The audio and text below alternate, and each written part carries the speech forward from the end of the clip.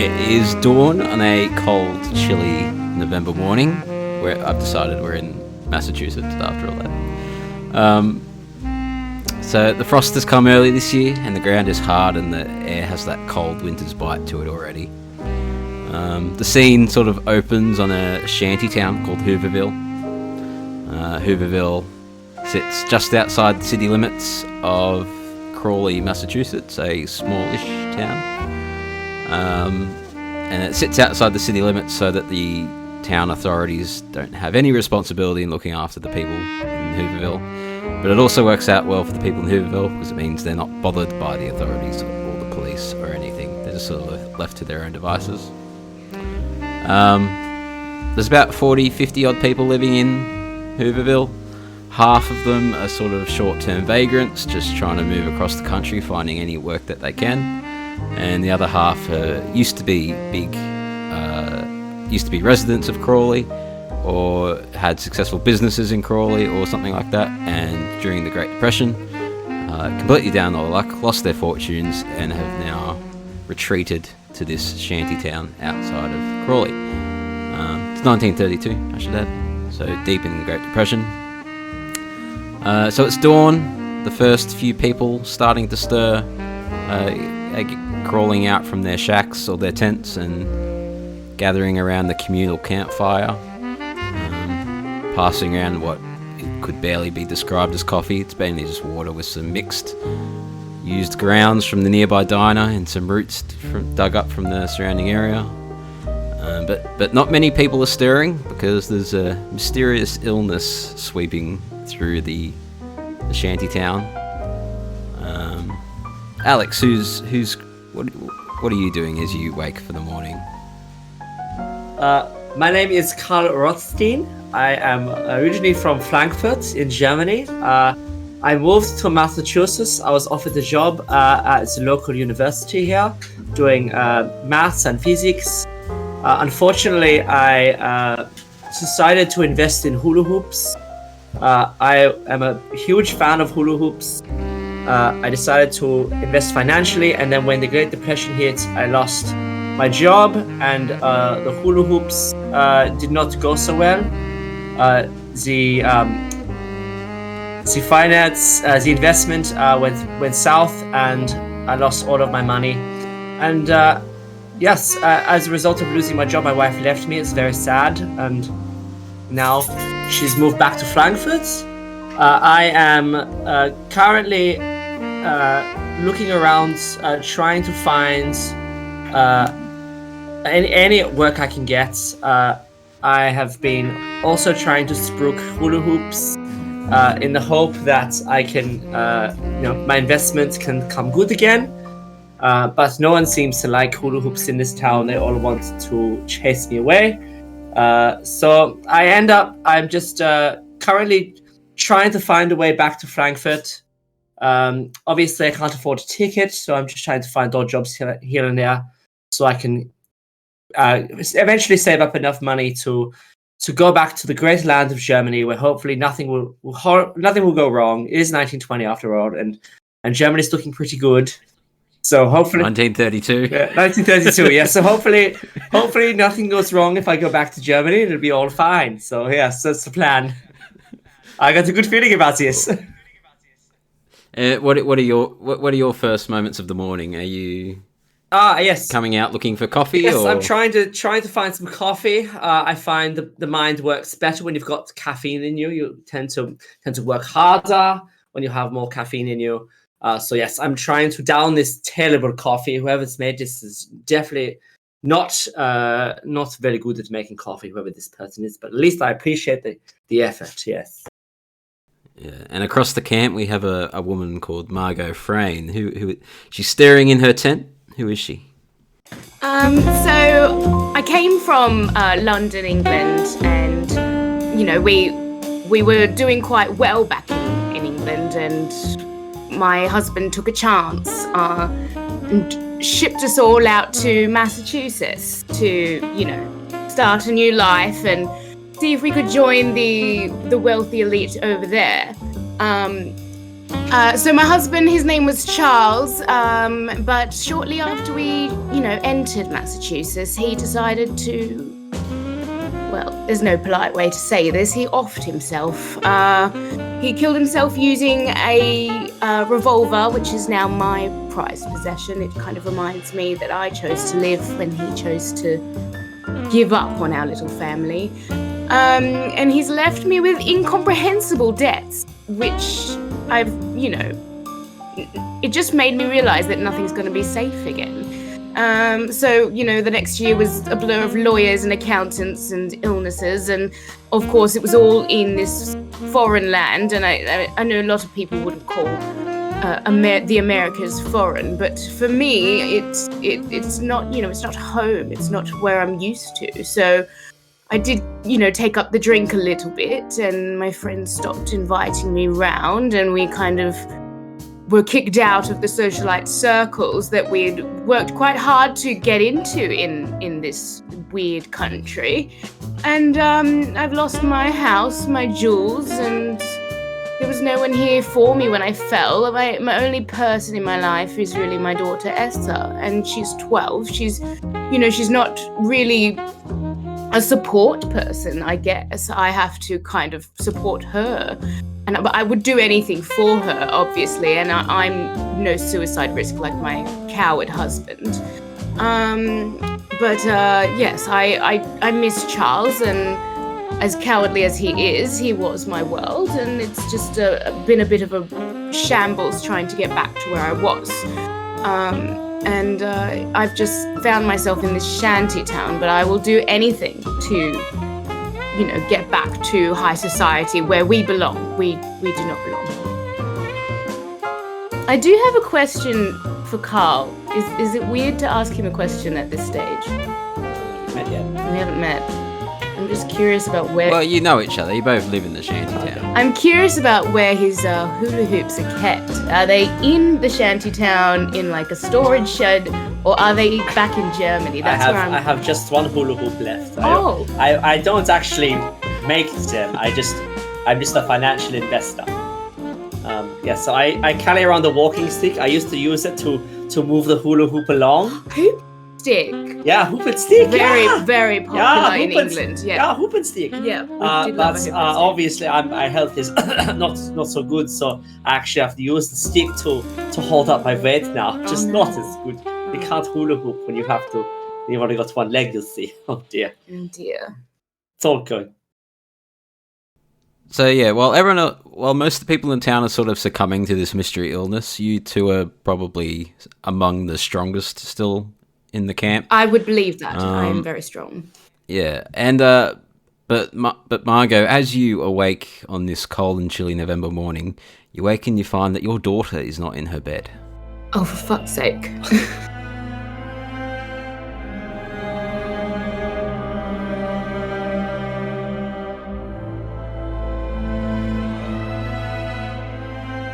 The Fumbled Anthology presents Bleak Prospect, a Call of Cthulhu scenario written by Scott Dorwood, featuring Alex Green as Karl Rothstein,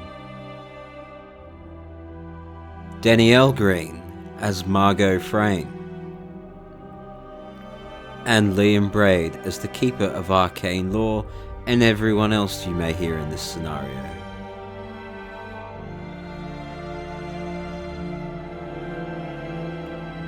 Part 1.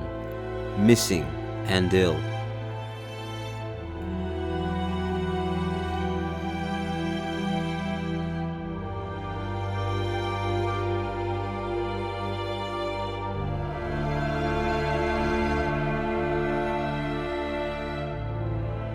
She had one job, and that was pretty much don't leave my side, and she's gone. Okay, well, I guess I'm going to have to go look for her. That's obviously a huge concern of mine. I think I'll just walk around the shanty town and ask people if they've seen her. I guess that's probably a good place to start. Maybe she's getting me a coffee, which would be, very appreciated. We'll see how that goes. Yeah, so you walk out of your tent or your little shack, and Karl's out there, and probably only one or two other people.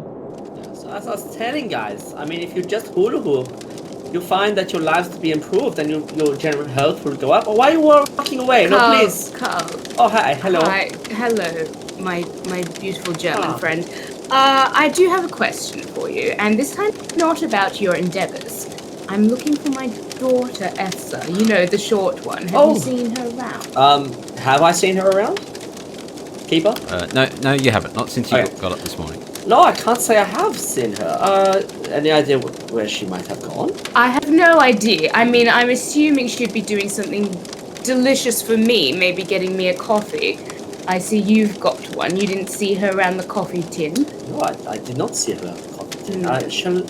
Shall we go look together, or should we split up? Look, it would be very lovely if you could join me, because I'm a little bit beside myself. She's never gone walkabout before. And I would very much appreciate the company, as annoying as you are. Oh, well, I appreciate the backhanded compliment, Miss Freyn. I know what it's like to lose someone very close to me, so I will happily help you in your search. Thank you. So how are you going to look for her? What are you going to do? I guess, should we just start, I don't know, just going house to house and seeing if we... Shack to shack. Shack to shack, see if we've seen anyone? Yeah, you can do that. The first person you probably come across, because she's also up and about, is a woman called Agatha. Agatha Priestley. She's 28. And you know that she used to be a journalist for the newspaper in Crawley. And she's just up and about, doing what you all do, which is nothing in the shantytown. So she's up and she's milling about. Okay, well, Agatha's over there. Should we go chat to her? Oh, yes, of course. I don't usually like to surround myself with, journalists. As ex-journalist as she is, she's always looking for the next bit of gossip. And okay. Well, I'll go talk to her. As a socialite, I was always, the highlight of their gossip, and I'm not really in the place to be in the headlines. Sure. And I know she doesn't report at the moment. She's making headlines in her head. I can see it. Oh, okay. Agatha? Hobble over. Agatha? Yes. Agatha, please don't run. He doesn't want to do hoop and stick. He just wants to talk. What is it, you two? There's a bit on my mind at the moment. What do you want? Sorry, Agatha. My friend, Miss Freyn here, is looking for her daughter. We just don't know where she's gone. Have you seen her? Oh, that bloody child. She's always running about. Now I'm going British too. What have I done? We're all British accent to American. Get American on you, yes. So yeah, Agatha's like a tall and slender woman with some quite sharp features. But she's, like the rest of you, emaciated, haggard, not getting much food. But she wears an expensive cashmere coat, but that's tattered and frayed as well. And she's like, yes, there's a bit on my mind. You know, my husband is not well. No, I have not seen that bloody child anywhere. She was running around last night. Did you lose her, Margot? Lose her is a bit pointed. I think she's gone wandering. I don't think it's at any way my fault. I went to bed. She was with me, in the cot over, and she's since disappeared. So lose her is a bit of a term that I'm not fond of right now. But yes, she is missing. Well, did she run off, or? She has no reason to run. She's content with our life here. She actually enjoys this hoop and stick game that silly Karl always spooks. She's one of the few people who likes to play hoop and stick, yes? I think you're one of her favourite people, which is why I tolerate you. Well, were any of her things missing? Oh, that is a good point. Maybe we should go back to the shack and have a look and see if there's anything out of the ordinary. Perhaps it might be better if we split up. I can go shack to shack and ask around if you want to go through her belongings and see if she's missing anything. Actually, Karl, before you do that, the doctor is on a run into town to get some supplies. I know you're more of a scientist rather than a doctor, but do you mind having a look at my husband? I don't know if he has long left. Yeah, of course. Yes, I'm happy to assist in any way I can. Yes. He's in the medical shack. I don't know if you've seen him recently, but it could be quite of a shock. Oh, okay. Well, yes, I can help. As you know, I'm not a doctor, but I can see what I can do. Maybe I can help out or something. Yeah. So I'll go in to. Where's the medical shack? It's just another shack around the town. I can give you a little map of the camp if you like. That would be lovely if you could. And while you're looking at that, I'll go. You know Agatha's husband, Harold. They were pretty much the founders of the town. They've been here the longest. But Harold's probably the most unwell of everyone in the town. Yeah. He used to also be a journalist with Agatha at the Crawley Examiner, the newspaper. But he hasn't been well for a while, and you haven't really seen him up and about for a number of weeks or months now. So you haven't really seen him lately. He pretty much lives in the doctor's shack at this point. Okay. Yeah. So I guess I will. I will let you. I'll let Margot. I'll let Margot go back to her tent or her shack to look at her belongings, and I will go with Agatha to the medical shack. Mm-hmm. Yeah.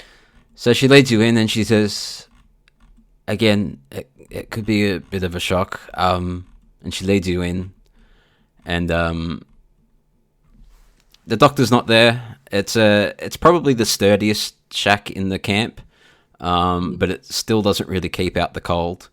There's a small heater in the corner, but it's rarely used because fuel is expensive and no one has any money. So the doctor only runs it when absolutely necessary. There are 2 beds in the shack. One is empty and the other one is occupied by Harold. And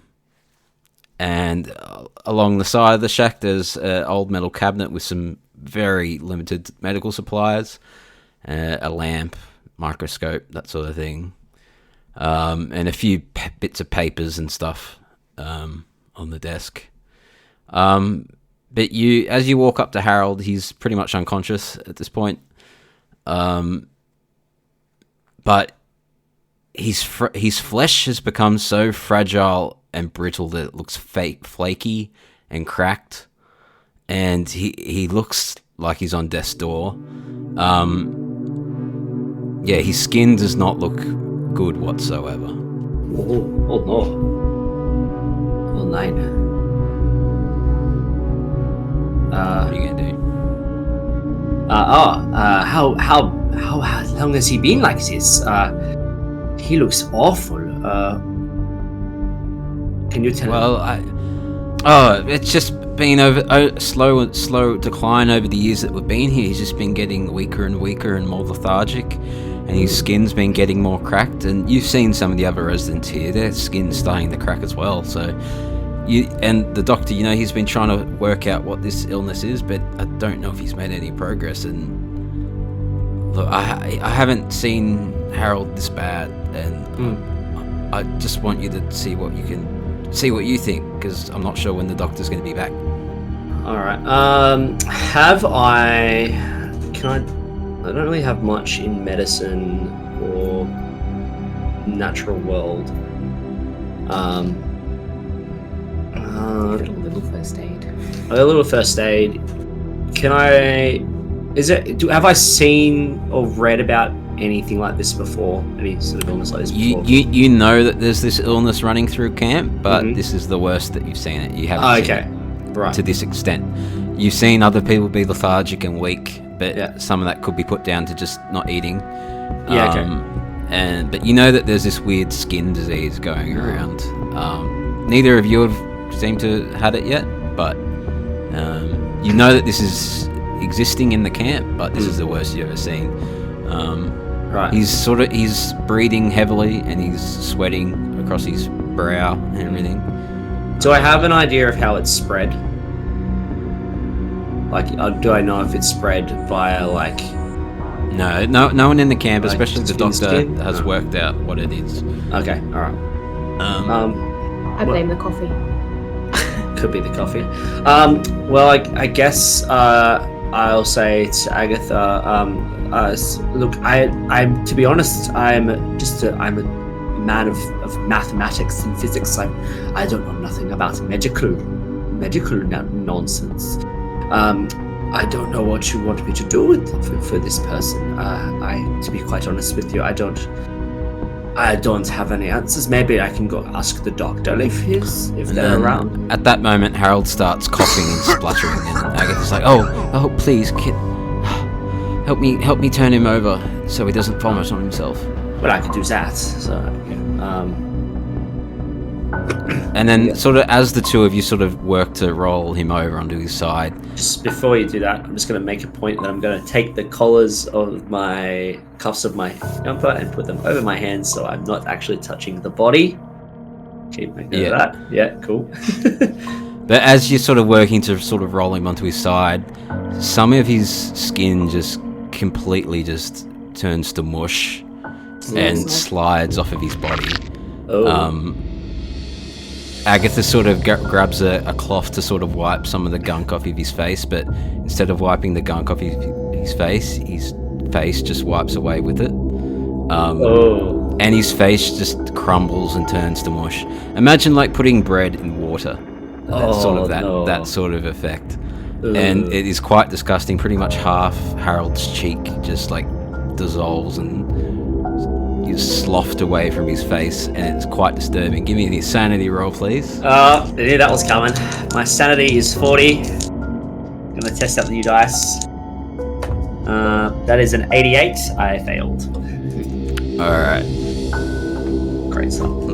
Let me find my other dice. You lose. You lose 3 sanity. Okay. That's not good. So you're quite taken aback by this sight. What are you gonna do? Gonna try not to vomit. Well, give me a constitution roll. See if you vomit. My constitution is 40. That is a 30, so I do not vomit. So you hold in the vomit, but carry on with what you want to do. That is disgusting. Oh my goodness. Scheiße. It's been getting worse and worse, and I don't know what to do anymore. The doctor's not here. This man's not well. I don't think a doctor can help. I mean, maybe we get a veterinarian to come and give him the green dream or something. But he needs a priest. I'm not a man of religion, but I think he needs a priest more than anything. He's not going to survive. Doctor, where is the doctor? And I start like yelling out, "We need the doctor in here straight away!" He went into town. You know that. Oh no. Well, I don't know what to do. I don't know anything about medicine. I cannot help you. Well, if you don't know what to do, then just leave us. Then Do you want a hug? I don't know. Charm roll.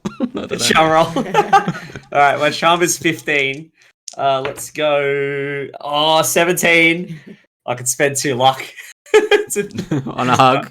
On a hug. I don't think I will. Well, I don't know if you have this disease, so maybe we shouldn't be touching each other. Yes, that's probably for the best. Yes, let's not touch each other. That would be a bad idea. Yes. But I don't suppose you would be able to look at his stomach, would you? I don't even know where the stomach is. What do you want me to do? I'm not a surgeon. I like to stay in my lane. Look, if he had like a maths problem that he wanted me to solve, I maybe have a crack at that.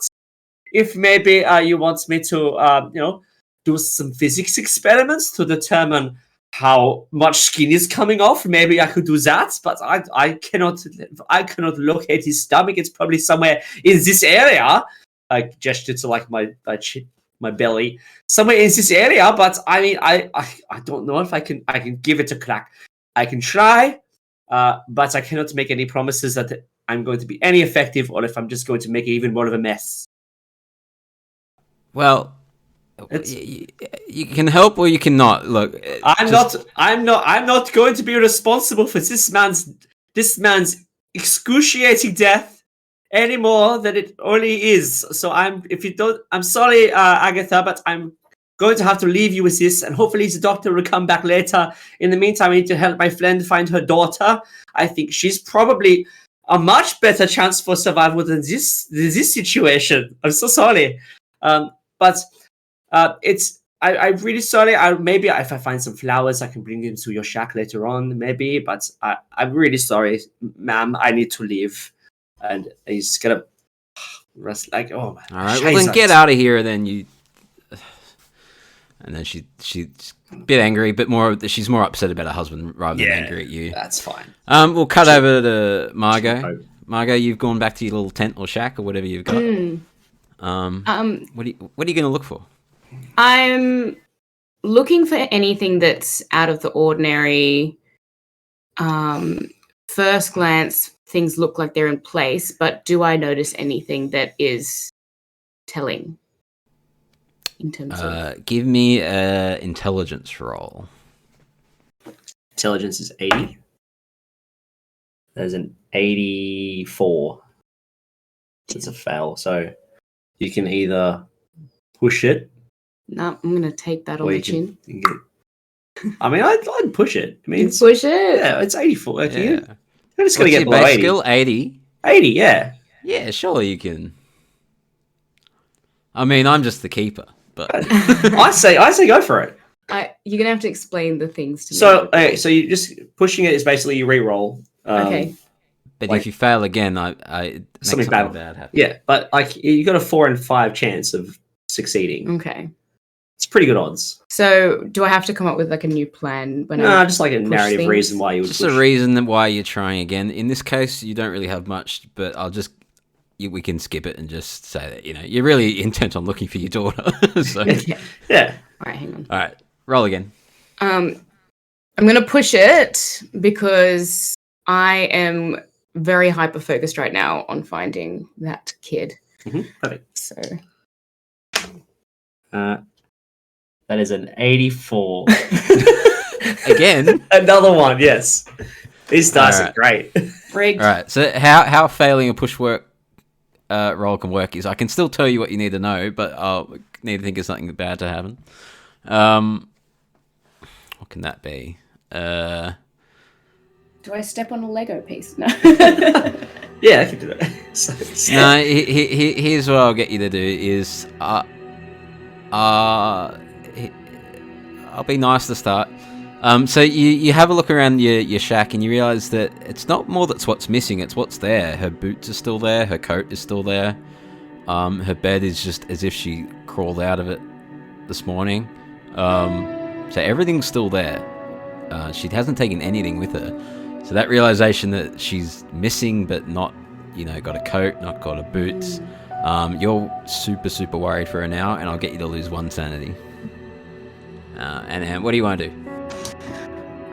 Well, at the moment, I'm quite concerned because obviously she can't leave our shanty town without her boots. It's the middle of November. And her coat. It's bloody freezing outside. And she's not a dumb child. I've raised her to be quite intelligent. So I'm very concerned as to where she's gone without proper equipment. Was she taken? I'm not sure. I don't see on first glance any boot marks that are astray in our little hovel. So I think I'm just going to freak out a little bit. I've clearly lost a point of sanity in this process. Maybe I'm going to start...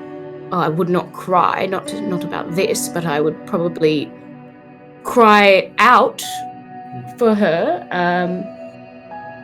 and be calling her little name about the place. Are you coming back to find Margot, Karl? Sort of, I am, but sort of on the way, I'm knocking on shacks and just asking people if they've seen Esther. few people answer. Few people have the strength to answer. But a couple have the strength to answer, but they say, no, we haven't seen her since last night. Okay. And then I eventually make my way back to where Margot is. Margot, did you have any luck looking through her stuff? Did you find any clues? All her stuff is here. I'm flabbergasted as to where she could be because she hasn't taken her boots or her coat. Oh. And you know, obviously she's a smart kid. I don't think she would leave without them. It's not like she was 7 where she'd protest putting on her boots. She should have them with her. I don't see any footprints or anything about in terms of someone that could have, you know, taken her against her will. Do I see anything that could have indicated someone's come in and taken her? As you're talking about that, you do start hearing a shout from the edge of the camp. It sounds like one of the men in the camp going, "What happened? Nancy, what happened? Tell me, what's wrong? What happened?" And you can sort of hear a commotion starting to grow. Do you hear that? Yes, I think I do. Do I know who's yelling out? Yeah, it sounds like a man. Let me find his name. It's to do with Nancy. Do we know Nancy? Probably do. Yeah, Nancy's one of the residents of the town. What's her surname? Nancy Carver. Because that sounds like Nancy Carver was there. The voice sounds like a man called Hiram, who's a ex-lawyer. But he came to the shantytown with Nancy. Nancy was his like assistant as a lawyer. And they both sort of moved in a few months ago. And yeah, it sounds like him sort of yelling at her like, "What happened? What's going on? What happened?" Should we go have a look? Absolutely. Let's go have a look. Love a goss. I do love a goss. So out we go. So yeah, if you look on the map, Nancy's tent is like closest to the road. Okay. It is. Yeah. And she's sort of kneeling in this, like inside the tent. And this man sort of leaning over her, like trying to get any sort of explanation out of her. But Are they sick? No, she's more sobbing she's sobbing. She's like rocking backwards and forth. She looks terrified, but she's not speaking. Oh. So she's with Hiram? Is she with... Yeah, he's sort of trying to convince her to explain what happened, but she's there rocking backwards and forth. Hiram, hi. Hi. Is there anything we can do to help? While Karl goes to talk to Hiram, I'm going to go over and comfort Nancy and try and get some woman-on-woman comfort going. Sure. All right. Well, firstly with Karl, yeah, Hiram's like, "Oh, I don't know. I just found her like this morning. She looks terrified, but she won't tell me what happened. She keeps saying something happened last night, but I can't get any more out of her than that. I've never seen her like this before." Can I do a psychology roll on Hiram to find out if he's hiding anything? Yep. Off you go. All right. Psychology is 40. And that is a 6. Oh, extreme success. Yeah, he genuinely has no idea what's going on. Okay, cool. He's woken up and he's found her just rocking backwards and forth. He's like, "Yeah, I've never seen her like this. She won't tell me anything. She's in like a trance. I don't understand." Hopefully, Margot will try and help her out. She's very good at talking to people. I've seen the way she talks to her daughter. She's very good. Nancy, talk to me. Calm down, honey. Talk to me. What happened? Did you leave the tent, or have you gone out this morning? Give me either a charm or persuade roll to see if you can get her to calm down enough. Which is 60. Mm-hmm. 18. It is very good. Hard success. Hard success. So yeah, she calms down enough. She's still rocking backwards and forth, but she calms down enough to get sort of a few broken words out. She's like, "The masked men came. They took them. We can't leave here. We can't leave." Nancy, who did they take? Did you see them take my daughter by any chance? She took both of them. She took both of them. The masked men. The masked men. Okay. All right. I think this woman needs a blanket and a strong shot of whatever kind of alcohol we've got. She's already got a half-empty bottle of vodka next to her. Thank God, because that's my healing process. Just drink. Now, Karl, tell me, did Hiram? Hiram. Did Hiram say anything? Yeah, Haram just said that he just found her like this, and I kind of believe him. Okay. Well, Nancy's talking about masked men, and she said that they took them, and I have a feeling she may have taken Esther. But she said them. Nancy, who else did they take? Do you know? Do you know who else they took? The boy, Billy. They took Billy. The masked men. The masked men. The masked men. The masked men. Oh, okay. Now, Keeper, who's Billy? Do we know Billy? Billy is a young lad, also part of the camp. He doesn't have any parents. Is he Esther's age? About Esther's age, yeah. Are they besties? Not really. Well, they're as close to friends as they can have in the camp. Billy's sort of the doctor's underling. Ward? He doesn't have any parent. Yeah, ward, in a way. Because he doesn't really have any parents. Yeah, Nancy sort of says enough to go that she was sitting up with Billy last night, and then the masked men came and they took him, and also maybe Esther, but she's not really getting much more information out. Can you tell me what these masked men looked like? What kind of masks was they wearing? The white masks. The white masks. You know the white masks. It's interesting. Can I smell? Because I mean, she's working. She's next to a half-empty bottle of vodka. Does she look drunk? Give me a. I don't know. What would it be?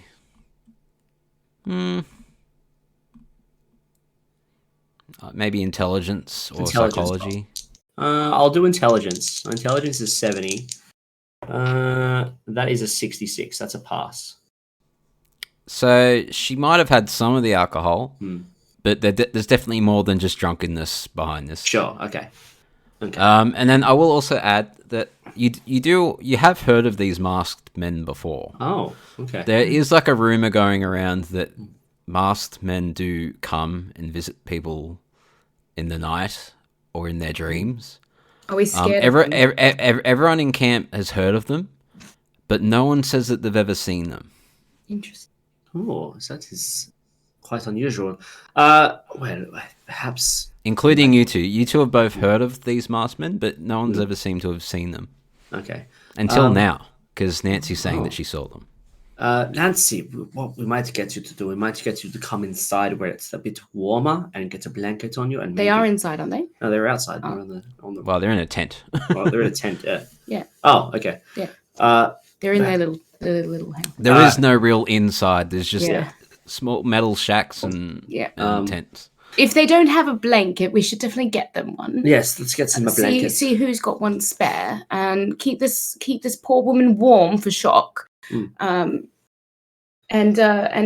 make sure she my horrible medical experience is just saying keep her drunk, because I don't think she's going to cope well with this otherwise. Well, that's nothing like maybe you should finish the vodka off, you little young lady.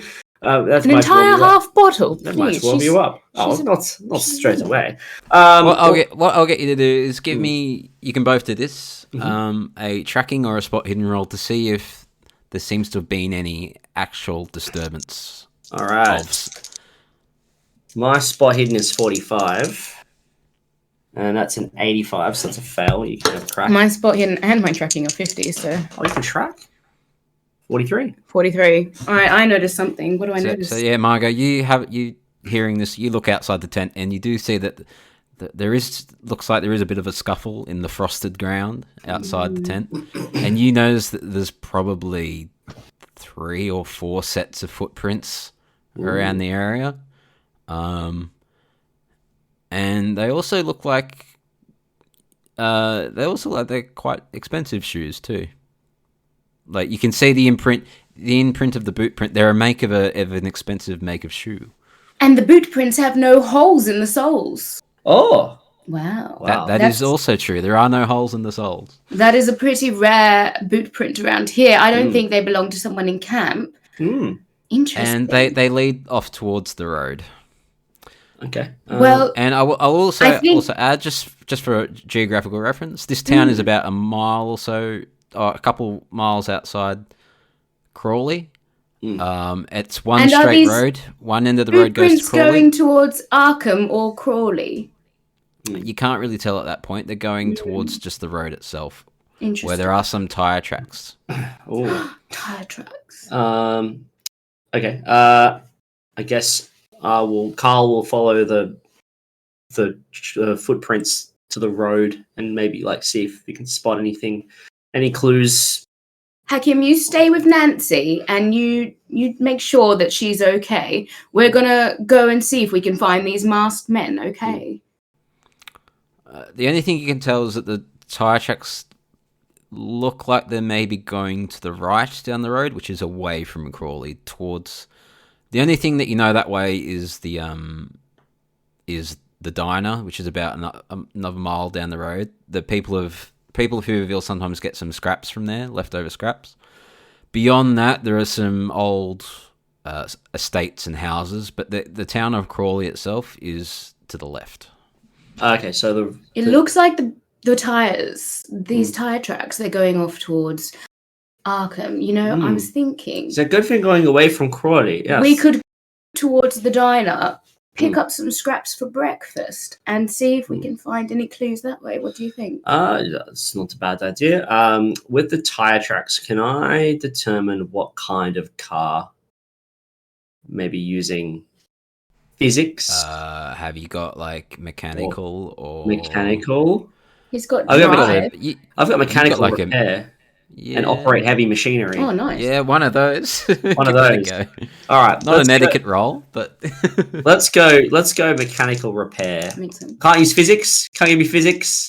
Or education, maybe. Oh, I'll take education. That's an 80. I'll go with that. 92. I'm gonna push that. How? I'm going to think back to my days of working on cars because I used to teach physics, and I sort of know a thing or two about cars, and that's a 30. So I've now had a hard success. Yeah. So the tires look big. They look like a big old black. We don't know it's black, but I know it's black. the a big old SUV Cadillac type. Okay. A big car for the 1930s. I bet you $10 that the car that took them was black. I don't know how. I just have a feeling. So it looks like these tracks. It looks like it might have been an SUV or a Hummer or something, a big car. Maybe. Well, it's the 1930s, so I don't know if Hummers exist yet. It's a car that I just invented. It's the logical next step of the hula hoop. No, it's a big truck that might have driven off. So maybe that might be a clue. Maybe we're looking for a truck. A big car. There's not many of those around, especially since the Depression hit. They tend to. Everyone sold all their vehicles. Okay, well. Should we head towards the diner and see if? Let's go that way. I mean, it shouldn't be too hard to hide a big car, right? Yes. Okay. How should we get there? Is there a way we can drive there? It's a mile down the road. Normally, whoever's turn it is and goes to get the scraps, will just walk. Oh, okay. So we have cars, do we? Hell no. All right, I guess we're walking. Karl, can you walk any faster? Your hobbling is just driving me insane right now. We need to find my daughter. I'm so sorry. I'm going as fast as I can. I love your helpfulness, but you're so pathetic. The cold wind is quite it's brisk on your skin. Definitely. And you reach the diner. It's the Blue Star Diner. It's quite a small roadside diner, and you all know the owner. Her name is Ida Ida. She opened the diner right at the start of the Great Depression, and she's been keeping it going. So good for her. But she's struggling. She's struggling to keep it open, but she's keeping it open for now. She is sympathetic to the people of Hooverville. She will give them scraps, but she does not want them inside because she does not want to put off the very few paying customers that she does get. I heard she puts roadkill in her food. That's how she stays afloat during the depression. It is very hard to catch a cat. I've tried. Indeed. Let's knock on her back diner door. She's usually around there, and you know the rules. We can't go in the front. No, of course. So let's knock on the door. You know what? While I knock on the door and chat to her, do you want to rummage through the bins and see if there's anything delicious in there? Well, why not? I know you're very good at that. Oh, thank you. You always bring back the best scraps. The first compliment you've given me all day. This is nice. I know. Well, I do dish them occasionally. All right. I'll go rummage through some bins, look for some food. While you're there, if you notice any, Clues, let me know. All right.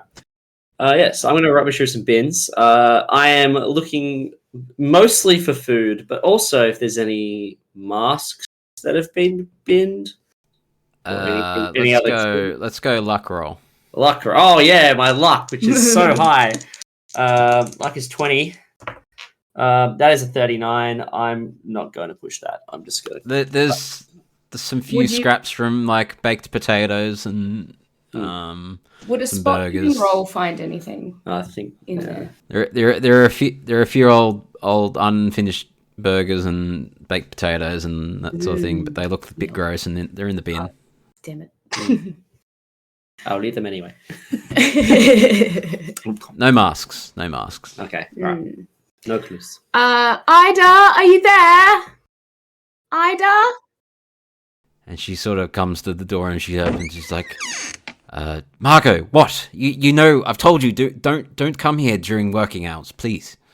Ida, I'm so sorry, but we've had a bit of an incident in the camp, and apparently some masked men have taken two of our young children, and they seem to have come this way. Did you see anyone in a big car, or have you even seen my daughter, Esther? I know you've met her a few times. No.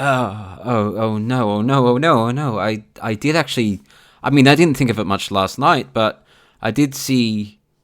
While I was working late, doing the accounting and that sort of thing, I did see a large black car drive past the diner about 2 a.m. I didn't think much of it, but... Black, just like how Karl had predicted. Wow.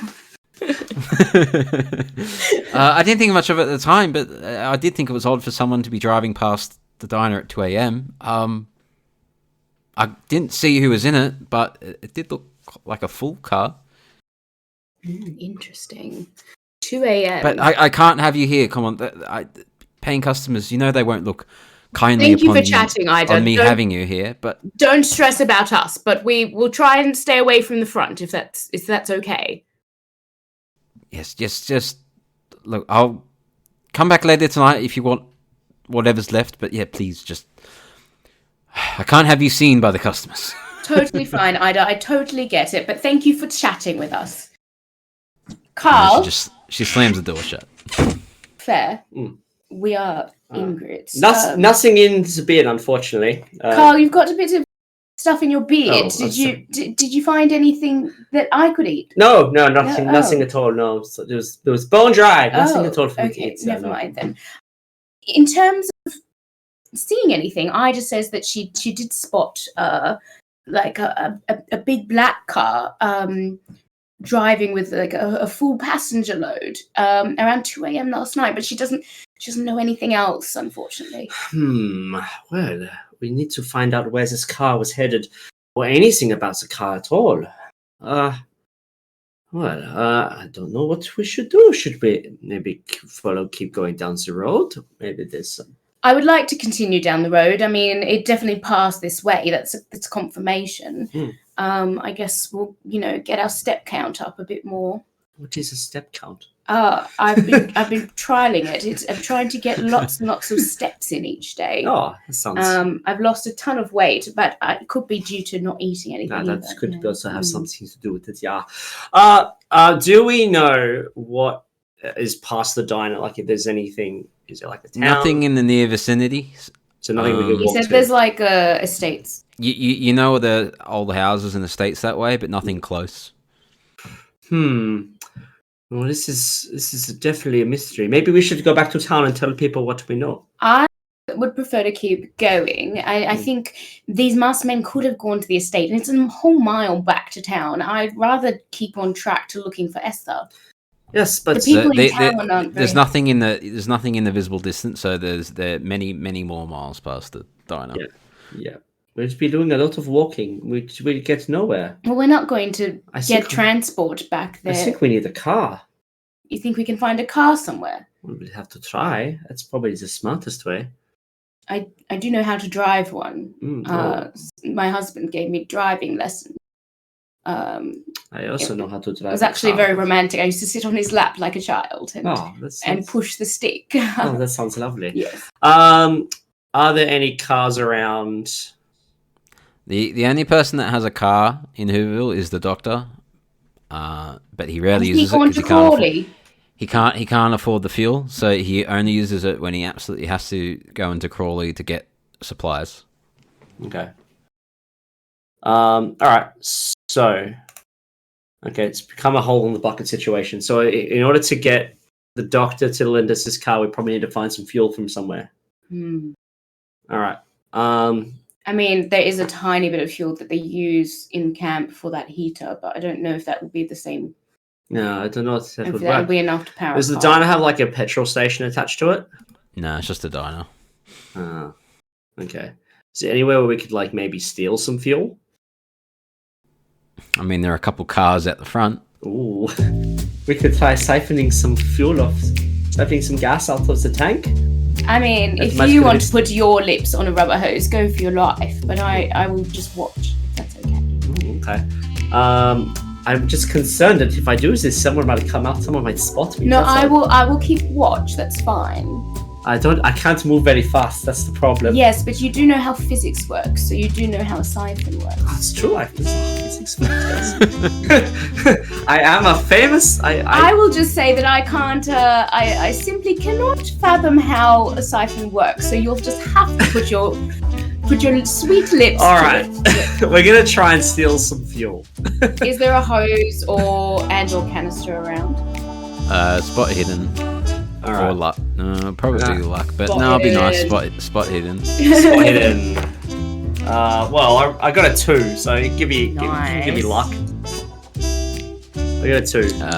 That's an extreme success. Oh, you got it too. Yeah, then yeah, there's some empty like oil cans out the back.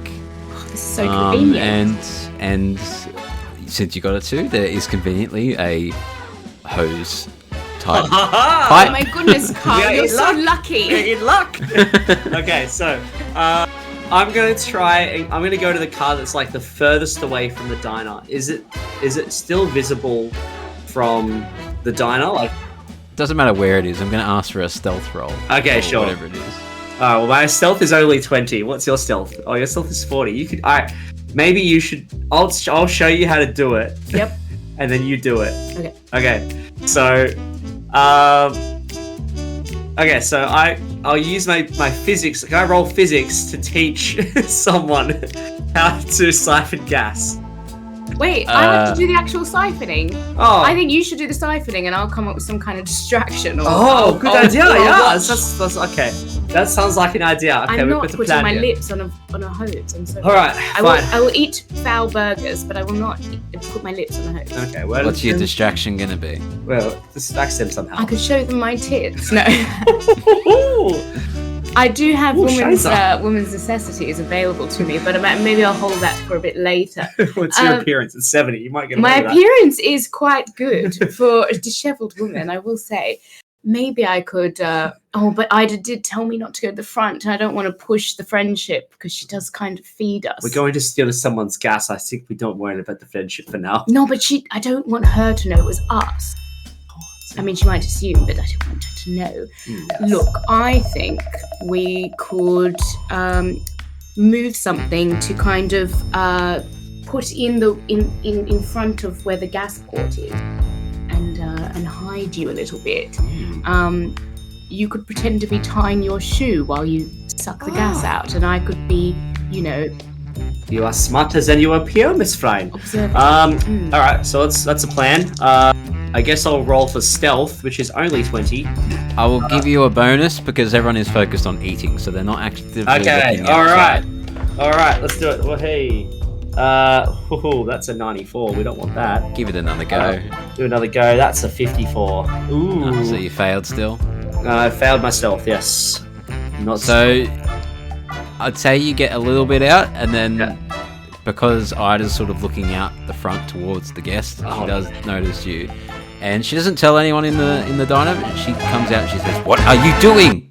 Oh, I'm tying my shoe. I'm so sorry. Ha ha ha ha ha ha ha. No, I saw you trying to you're trying to steal gas. No. Don't worry about it. It's fine. We are helping this poor woman, find her missing daughter, and this is very important. We will leave. Can I do a charm roll? Why don't you just call the police instead of stealing gas? Call them what, Ida? Honestly, you won't let us go into your diner. We don't have any electricity. You think that we have a phone? Well, I'll let you use the phone, but goodness me.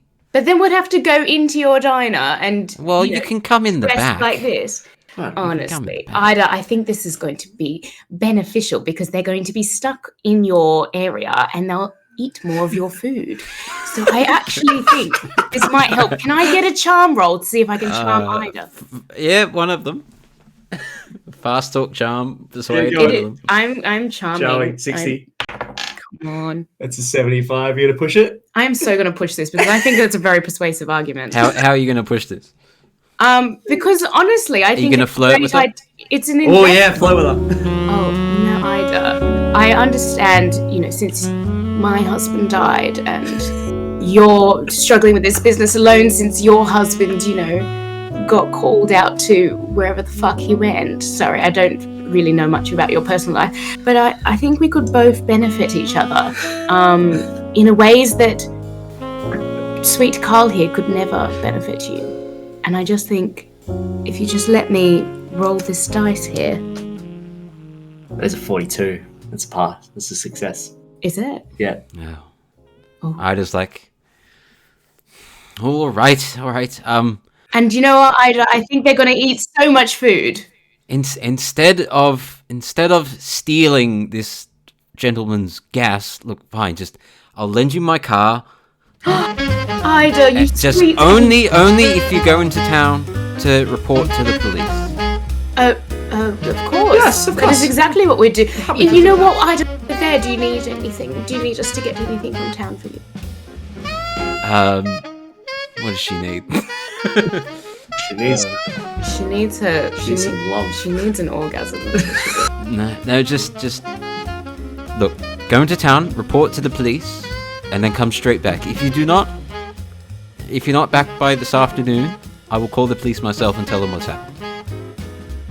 Really well, yes. Of course, Ida, of course. Thank you so much for your help, Ida. And you know what? If we don't come back, it's going to be Karl's fault. I just want you to know it wouldn't be mine. All right. Now get out of here. We've got a car. Thank you so much. Oh my god, she's such a godsend. Oh, she's so lovely. Oh, I don't know how that happened, but you've got a car.